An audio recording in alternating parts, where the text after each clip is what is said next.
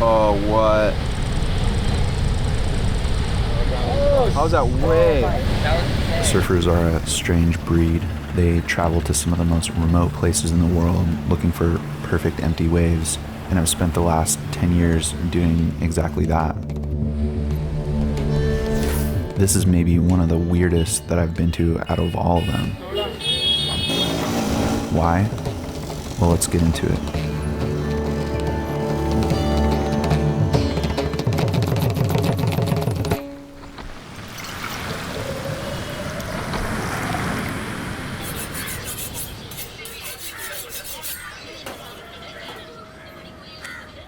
Recently, I was going through some of my old hard drives and I was reminded of an old trip that I went on into a deep part of India, and I wanted to dig back into that. So I called up my buddy Nole to get his perspective on what actually happened on that trip. There's definitely it's like waking up from a dream or something, or maybe falling asleep and going into a dream. It was this dramatic sort of fade between this orderliness of the travel to get there and all of a sudden the chaos. It's a very organic traffic situation, that's for sure. They just go for it, yeah. Everything sort of happening on top of each other. Wild energy. It definitely feels like a more dangerous place to be as a human being. I remember looking at the beach and the ocean. There's no way there's waves around here. There's a snake right here on that branch coming down. So we had to meet the ship in this dock, and the boat was huge. It was absolutely packed.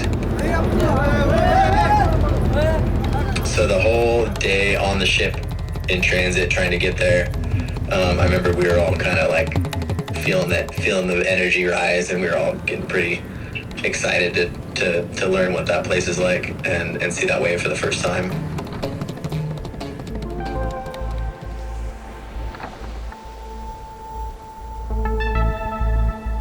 Just after sunrise, we could start to see the island. The boat anchored pretty far offshore, actually, because it's a huge ass boat. These wooden fishing boats were coming out from the village. The seas are kind of rough, and like people are passing chairs and babies across from the ship onto this fishing boat.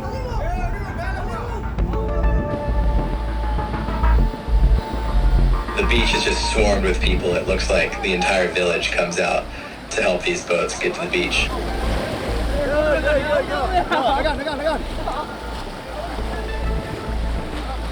Getting to the beach was totally sketchy. We arrive just outside of the shore break.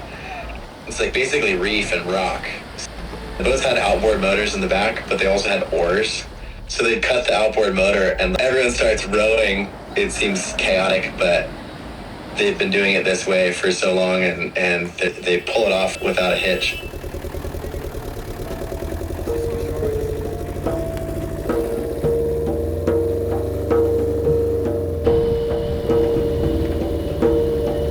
It's like a sandy little coral atoll with just a little sliver of jungle on the edge of it.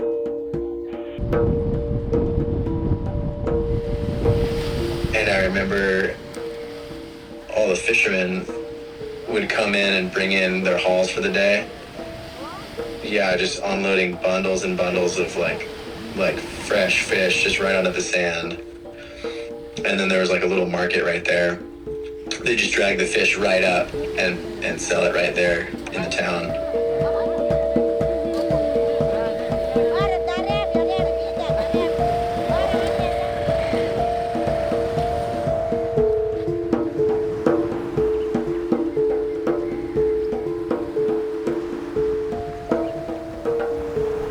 It's like the embodiment of a tiny little doodle of a tropical island, a little beach with one palm tree and one perfect wave on it, as if like that idea was just rendered in real life. Oh, look at that one! Are you kidding me? I don't know anywhere else in the world that's a like peeling reef break that's like hollow, a pier built right in the middle of it. You'd see a wave coming, a set or something, and you'd get super pumped and you'd like run down the pier. You'd jump off basically right into the wave.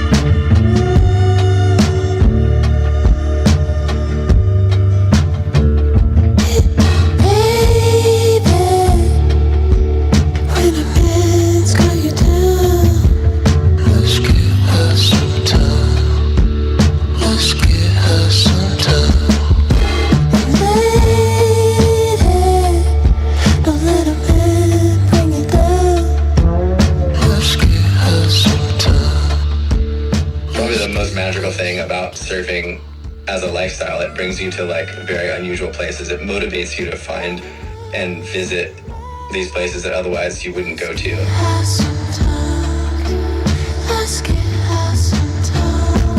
It's a pretty funny obsession. Having a tidbit of inspiration planted in your mind. Maybe it's just a picture, maybe it's a short little video clip of something you saw that just captures your imagination, and it's a seed that's planted, getting to actually put your feet in the water right there and stand on the shore of this place that you'd only dreamed about and you've been thinking about for a decade. It's moments like that that stick with you forever.